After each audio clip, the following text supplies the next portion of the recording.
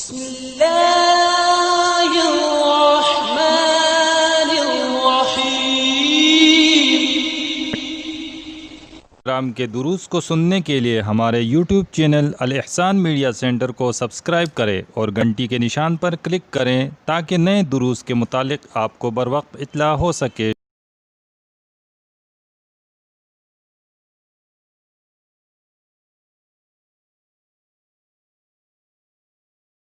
السلام علی رسول اللہ وبعد۔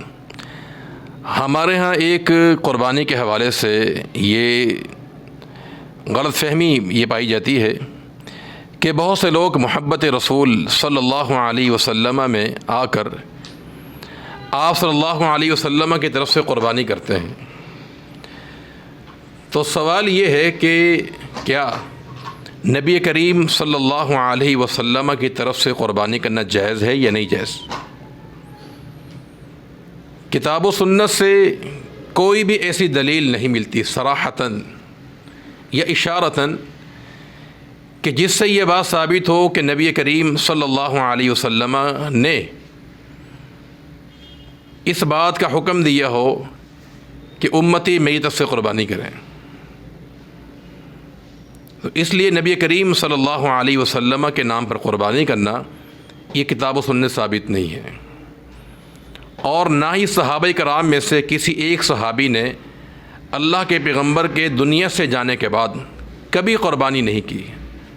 نہ صدیق نے، نہ فاروق نے، نہ عثمان نے، نہ علی مرتضیٰ نے رضی اللہ تعالی عنہ، نہ اہل بیت کسی فرد نے، نہ دیگر صحابہ کرام میں کسی ایک صحابی سے یہ بات ثابت نہیں ہے۔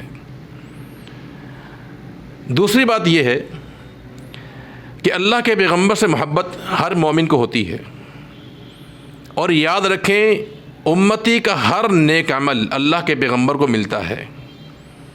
اس لیے کسی بھی عمل کو، نیکی کو نام لے کے اللہ کے پیغمبر کے لیے منسوب نہیں کرنا چاہیے۔ امتی کا ہر عمل نبی کو ملتا ہے۔ مثلا رسول اللہ صلی اللہ علیہ وسلم کا فرمان ہے کہ من دل علی خیر، جو انسان کسی کی بھلائی پر رہنمائی کرے تو جتنا کرنے والے کو اجر ملتا ہے اتنا بتانے والے کو بھی اجر ملتا ہے۔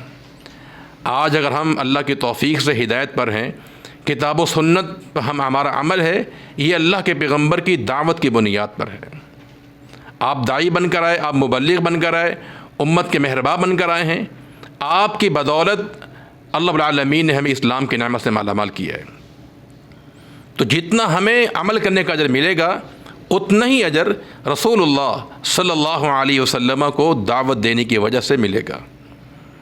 تو اس حدیث کے پیش نظر یہ بات معلوم ہوتی ہے کہ امتی کا ہر نیک عمل اللہ کے پیغمبر کو ملتا ہے، اور قرآن مجید میں رب العالمین نے اس سے زیادہ واضح طور پر ارشاد فرما دیا کہ وَإِنَّ لَكَ لَأَجْرًا غَيْرَ مَمْنُونٍ، اے پیغمبر ہم نے آپ کے لیے ایسا اجر جاری کیا ہے جو کبھی ختم ہونے والا نہیں ہے۔ تو معنی کیا ہے کہ پوری دنیا کے تمام مسلمان جو بھی نیک عمل کرتے ہیں اس کا ثواب، اس کا اجر جو ہے وہ اللہ کے پیغمبر کو ملتا ہے۔ تو قربانیوں کا اجر بھی ہمارا اللہ کے پیغمبر کو ملتا ہے۔ تو خصوصاً نام لے کر اور جانور کا تعین کر کے قربانی کرنا کسی ایک صحابی سے ثابت نہیں ہے۔